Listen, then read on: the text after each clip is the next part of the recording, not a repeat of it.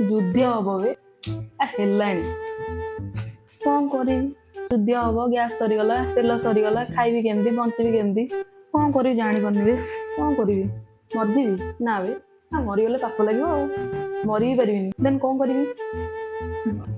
କଣ ଲାଗିରେ ମୁଣ୍ଡଟା କାଇଁ ହାଣ୍ଡିଳା କରୁଛୁ କରିବିନି ଜାଣିଛୁଟି କଣ ହଉଛି ସବୁ ବାହାରେ ଯୁଦ୍ଧ ହଉଛି ଗ୍ୟାସ ଫ୍ୟାସ ସରିଗଲେ ତେଲ ଫେଲ ନାହିଁ ଆଉ କରିବି କଣ ହଁ ପରା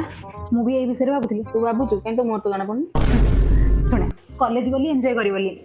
ସଳେ କୋଭିଡ ପଳାଇଲା ठीक है ତାପରେ ଭାବିଲି ଟିକେ ଜବ୍ ଫବ୍ କରିଥାନ୍ତି ଏ ଆସିଗଲା ତାପରେ ଭାବିଲି ଟିକେ ବୁଲାବୁଲି କରି ଟିକେ ଲାଇଫ୍ ଏନ୍ଜୟ କରିବା ଶୁଣ ଯୁଦ୍ଧ ଷ୍ଟାର୍ଟ ହେଇଗଲା ଭାବିଲି ହଉ ଠିକ୍ ଅଛି ଆମମାନେ ଝିଅ ଆମ ପାଖରେ ଆହୁରି ଗୋଟେ ଅପସନ୍ ଅଛି ବାହା ହେଇଯିବି ଶଳା ଏଲପିଜି ସରିଗଲା ମୁଁ କଣ ଚୁଲିରେ ଖାଇବା ବନେଇବି ନା ବାବା ନା ମୋ ଠାରୁ ହବନି ତାହେଲେ ତୁ ଭାବୁଛୁ ଏତେ କଥା ଆଉ ଭାବୁଛୁ ଯଦି ଗୋଟେ କାମ କରିବା ମୋ ପାଖରେ ବଢିଆ ସଲ୍ୟୁସନ ଟେ ଅଛି ବେ କଣ କହିଲୁ ବଢିଆଟେ ଅଛି ବେ କହୁନୁ କହୁନୁ ଚାଲ ଯୁଦ୍ଧ କହ। ପାର୍ଟିସିପେଟ କରିବା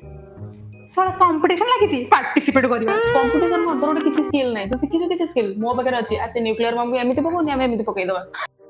मतलब वो अलग ही लेवल का बंदा था। କ୍ରିକେଟ ବଲ୍ ହେଇଛି ଏଠୁ ଆଣୁ ଏଠୁ ପକେଇ ଦବୁ ଚାଲ ଆଗ ତାପରେ ଦେଖିବି ଚାଲ ଚାଲ ପାର୍ଟିସିପେଟ କରିବା ଚାଲ ଚାଲ ବାହାରେ ମୁଁ ଘର ସଂସାର ବସିଛି ମୁଁ ଯିବି ନାଇଁ ନାଇଁ ତୁ ଚାଲ ଚାଲ